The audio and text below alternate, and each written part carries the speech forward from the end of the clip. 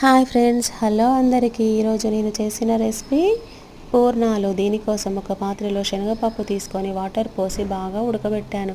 ఈ ఉడకబెట్టిన పప్పుని ఒక ప్లేట్లో వేసుకొని చల్లారనివ్వాలి. పప్పు ఈ మోతాదులో ఉడికితే సరిపోతుంది, ఎక్కువగా ఉడకనివ్వద్దు. చల్లారిన పప్పును మిక్సీ జార్లో వేసి మెత్తగా పౌడర్ చేసుకోవాలి. బాగా మెత్తగా చేయండి, బాగుంటుంది. ఈ పౌడర్లో ఒక కప్పు షుగర్ వేసేయండి.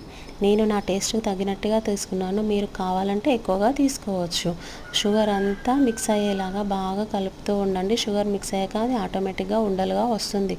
ఇలా మీకు ఏ సైజులో కావాలంటే ఆ సైజులో ఉండలుగా చేసి పక్కన పెట్టేసుకోండి. ఈ ఉండలను డీప్ ఫ్రై కోసం నేను దోశల పిండి తీసుకున్నానండి. ఇందులో కాసింత మైదా పిండి కలిపి రెడీ చేసుకున్నాను. దీంట్లో పూర్ణాలను వేసి డీప్ ఫ్రై కోసం గ్యాస్ పైన ఆయిల్ వేడయ్యాక అందులో వేయండి. ఈ ఆయిల్లో గోల్డెన్ కలర్ వచ్చేంత వరకు వేడి చేయండి, సరిపోతుంది. పూర్ణాలు రెడీ.